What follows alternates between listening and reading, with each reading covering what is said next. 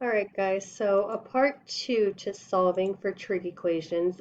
Before we even get started, I just wanted to note how to factor a difference of squares that I kind of went over on the last video, but didn't actually discuss. Um, so let's say you have 4x squared minus 25. So it's quadratic, the other side is 0, and there's only two terms. So again, it's a special case on how to factor. The most difficult part about factoring a difference of squares is just recognizing it. Difference, subtraction. Take the square root of each one of them perfectly. So when that happens, one parentheses will say plus, the other one will say minus, square root each one of these. Square root of 4x squared is 2x, and the square root of 25 is 5. You don't have to worry about the minus because it's called difference of squares. So that's already taken care of with the plus and the minus here when you factor. If you were to FOIL or distribute, it brings you right back up to here. So just a quick algebra review from the last slide, but I wanted to go over what happens when we have a trig equation by itself, but it's a double angle. So when you have a trig equation or a trig function by itself, but there's a double angle, I want you to solve it just like the double angle is not even there. So just like in the last slide, when we have the trig function by itself, we look at the unit circle. Where does sine equal 1/2? Remember, in quadrant 1 and 2, sine is positive, so that's where we're looking. So if we look, sine is going to be 1/2 at 5 pi over 6 and at pi over 6.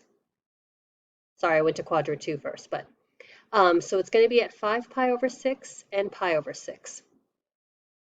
So sine of 5 pi over 6 equals 1/2. So that's what the angle 2x equals to.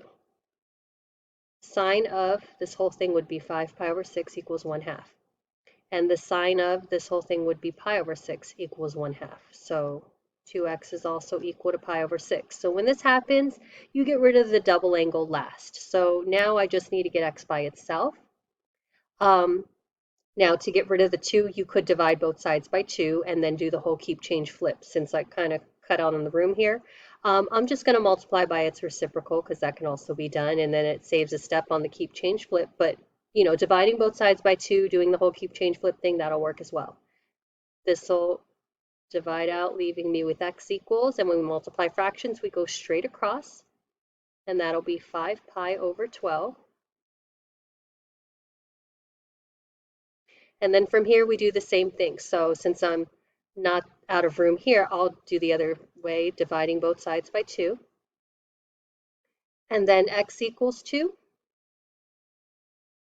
I don't divide fractions. I'll do the keep change flip. The fraction form of 2 to note is 2 over 1. So I'm going to keep the pi over 6, change it to multiplication, and flip the 2 over 1 into 1/2.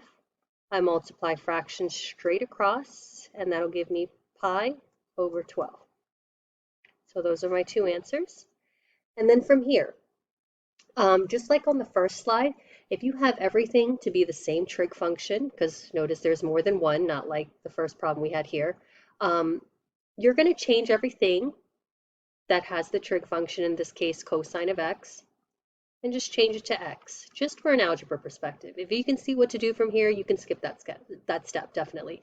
But 2 instead of cosine squared, it'll say x squared minus x minus 1 equals 0.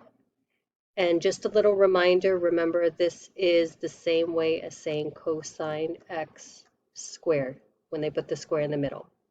So I could just change that cosine to x and bring down the square. And then comes, you got 3 terms this time, so you're going to factor. Multiplying first times last, I need 2 numbers that multiply to be -2 and add up to be, I'm looking for 2 numbers that multiply to be -2 and add up to be -1. So the 2, I'm just going to list all the numbers that multiply to be -2 first, which is -1 and 2 and -2 and 1. And which one of these also adds up to be -1? That would be here. So these are my 2 numbers, -2 and 1. Over each one, I'm always going to put the first term and split up the x. So it'll say 2x, 2x. reduce if possible. This will reduce into x over -1, and this stays the same. So my two parentheses will read x minus 1 equals 0. Sorry, x minus 1, and the other parentheses will read 2x plus 1 equals 0. And since it's factored and the other side is 0, I can set each one equal to 0. For this, x will equal to 1. And if I set the other parentheses equal to 0, I will get x equals -1/2.